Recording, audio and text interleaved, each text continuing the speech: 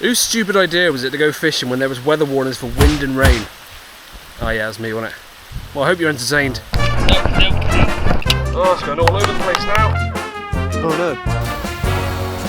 Well, good morning, and first things first, get myself ready for the weather that's meant to come in. It's due to rain. Well, it's already meant to be raining. Luckily, it's not yet. So, waders on straight away and a coat. So that if it does start to rain, which I'm pretty sure it's going to, at least I stay dry. I haven't brought a shelter with me. With the wind's due to come in, I'm not going to put a shelter up because my track record with shelters in the wind isn't the best. There comes a point in fishing where you call it a day.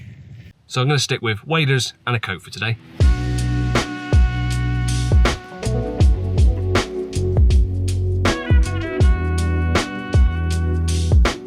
The night before I did loads of prep, hence why you're seeing hook baits already on the rigs, which isn't something I usually do, but the setup is something you've seen dozens of times before.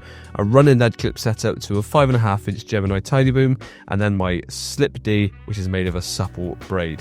I then cast a complete setup as far as I could to see what my maximum range was when the weather was nice, so that I could bring it back slightly, so when the weather got worse, which it already is here, I could still reach the distances comfortably, and actually found a nice spot around 14.5 wraps, so not far at all, and a very comfortable range to fish for the rest of the day. All three rigs then went out on that exact spot, as close together as possible, with the plan being to fish all three rods in one localised area and put bait around the top of them.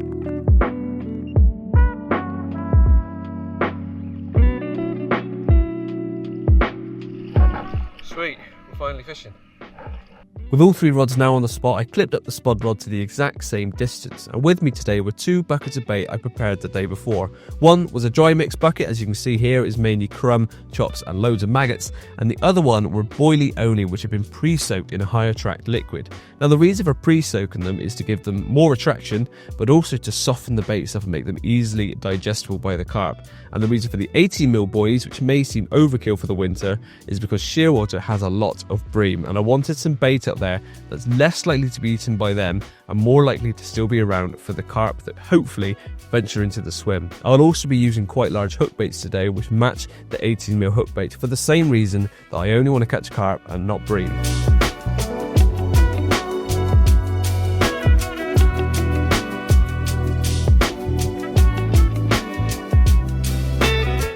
After the initial 12 spoms, I decided to set myself a 20-minute timer each time I spot, so that I'm topping up the swim with a little bit of bait, but keeping it going in almost match-style tactics.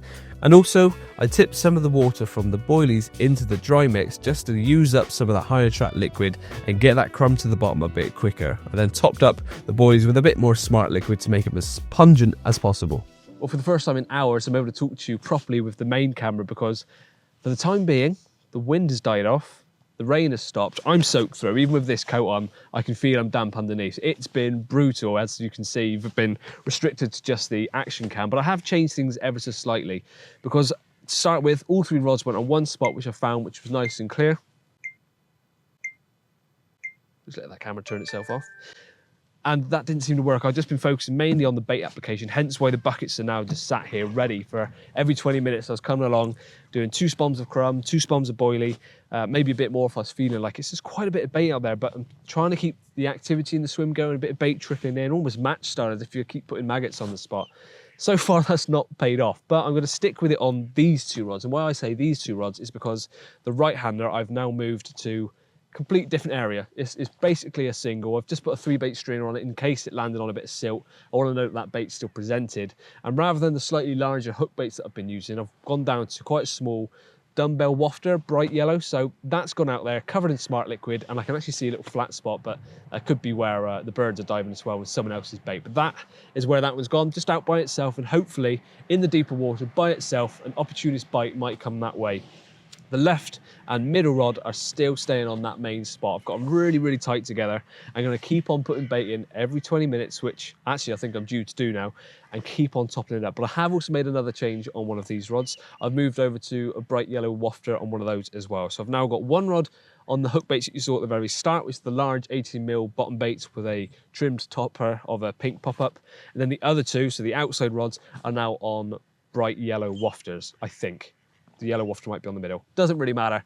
Slight difference and changes. So at least at this point, when I go home, if it ends on a blank, which I'm still hopeful it won't, I can say I tried absolutely everything I could. Kept on rigging the changes, topping up the bait. I've not stopped. I brought my chair, but it's back in the car now because I've just not stopped. Every time I finish spotting out and just getting a few shots of the camera, it seems like it's time to spot again. So I'm going to stop talking.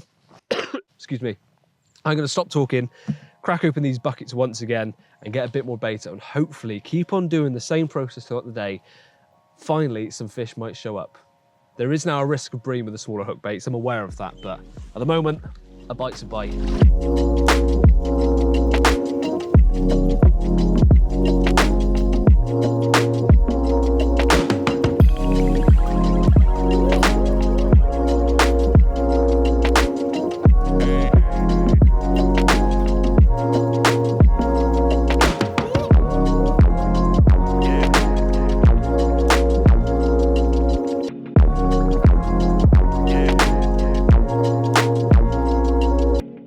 Well, it was nice having this camera out for half an hour.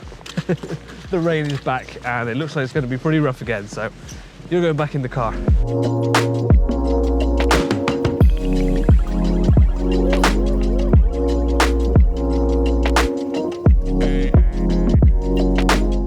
Well, we've just endured another rain shower and thankfully it wasn't as long or as bad as the first one, and it does look to me like that's now passed on. That's the good thing about windy days like today, and actually where I'm set up is pretty good because it's on a bit of a point and there's some trees here. I'm a bit more sheltered, but as soon as I get to where the rods are and beyond, the wind is hammering through. A minute ago it's sort of white tops of some of the waves, so I've set up in a pretty good spot, and I'm so glad that I chose to fish at a shorter range than what I was able to cast, because with this crosswind going across, even with a spod, I'm having to cast quite heavily to the left so that the wind brings it around and lands exactly where I want it to. But looking at the forecast, it does say that should have been the last of the rain today. Hopefully, I hope it's correct, because I'm going to take this rather wet coat off. It's kept me dry underneath, but it's cold and wet now.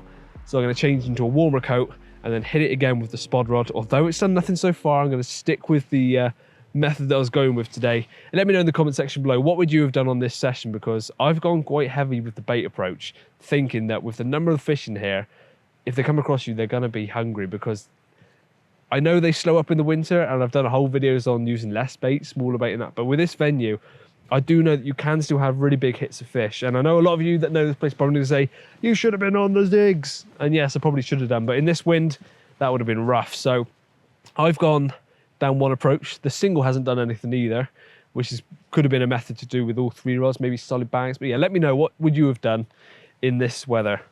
Anything PVA related would have been a nightmare in that rain. But now it's dry, you probably would have been able to get away with it. But anyway, my timer's going to go off any second for the next round of spotting, and I think I'm going to go quite heavy with it this time. I know I've been putting it in a lot today and nothing's happened, but none of that's coming home with me. I'm going to use all the bucket of crumb up, and then from then on I'll do a couple of swads of just the boilie.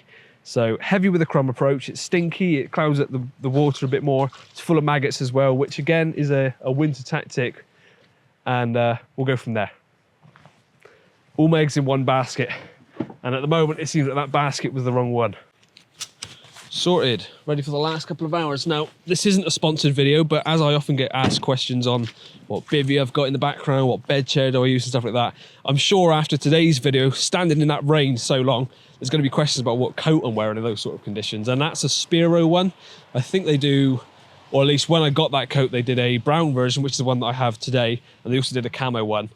Whether they look like that now, I'm not sure, because that's a few years old now, so there might be a different version out, but this is Spiro coat. Bone dry underneath, but as that wind is still pushing through and it's still wet, it was just making me cold. So I've changed over to my nice warm zero tolerance Nash one, which is lovely and toasty, but terrible wind, heavy rain. It would get you wet underneath. But that's everything. My timer has just gone off a second ago, so camera down, spod rod back out, and I'm going to go heavy with the crumb and just hope that something happens.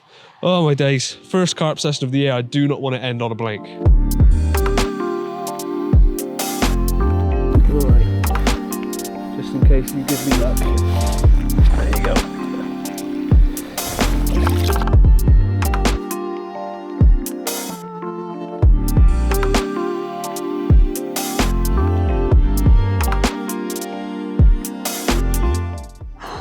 The final hour, and as you can see, body language, arms across, because today has gone from confident That's then slipped into hopefulness from midday onwards, and now with an hour maximum left of the session, it's definitely veered into the realms of desperation. I came in full of confidence. I'm using tactics and methods which I know work, and on another day probably could have done, but today it just has not happened. I've not seen a single fish roll, any signs of anything. I haven't had a bream. That's the thing with this place. We're using crumb and maggots and things, although I've been using bigger baits for half the day. For the rest of the day, I've been using little wafters and things, and to not even have a bream from shearwater with crumb and maggots is, well, it speaks volumes really that the fish just don't seem to be here. So what would I have done differently if I came here again? I don't know, because hindsight's a wonderful thing. If I was setting out to do this session again, I'd probably still come with the same tactics. So not really sure what else to do other than sit and wait. I've got a bit more boilie left. I'm not going to put it out. It's got loads of crumb out there now. So if fish come across it, hopefully there's still a bite in this session. We will see. But I also want to just comment on a video from 2 weeks ago, Race Against the Lock, which is where I went up against a canal boat. How long it would take that canal boat to go through a set of 29 locks.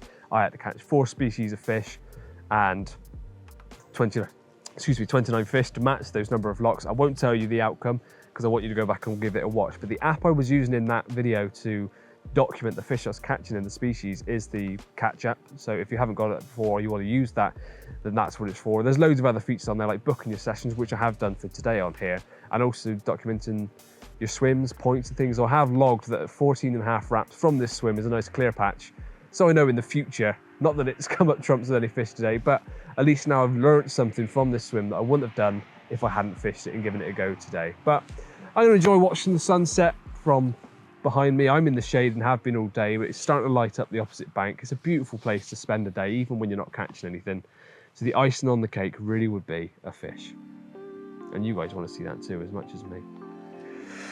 Safe to say last week's video was a lot warmer, walking around Den Bosch. If you haven't seen that one, go back and watch that as well. And next week's video, not actually sure what I'm doing yet, but I need a fish.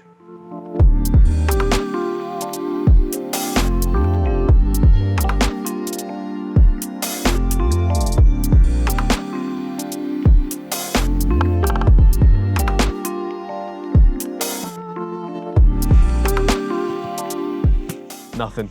Unfortunately, not even so much as a liner. That's the way fishing goes, and maybe I got the tactics wrong, maybe the location wrong. I can't really blame the weather, although I sort of chalk this up as me battling Storm Ewan. It's not been that bad. I know it's going to get worse again tonight onwards. If I stayed the night, it would be rough, but the last few hours have been a lovely evening. The sun set, the sky was really nice, the rain stopped. No excuses, I got it wrong, or the fish just weren't here. So let me know in the comment section below what you would have done differently on this session, whether you'd have changed your baiting style, your rigs and things like that, or whether you just wouldn't have even bothered going at all because you thought that weather looks rough, I'm not mad enough to do that. But it is what it is. The blank was going to come sooner rather than later, and I'm glad I still had it in January because I can say winter fishing is difficult, so that's my excuse. But it didn't happen today. Rod's got to go in, heater on in the car and warm up my toes because they are barely moving anymore.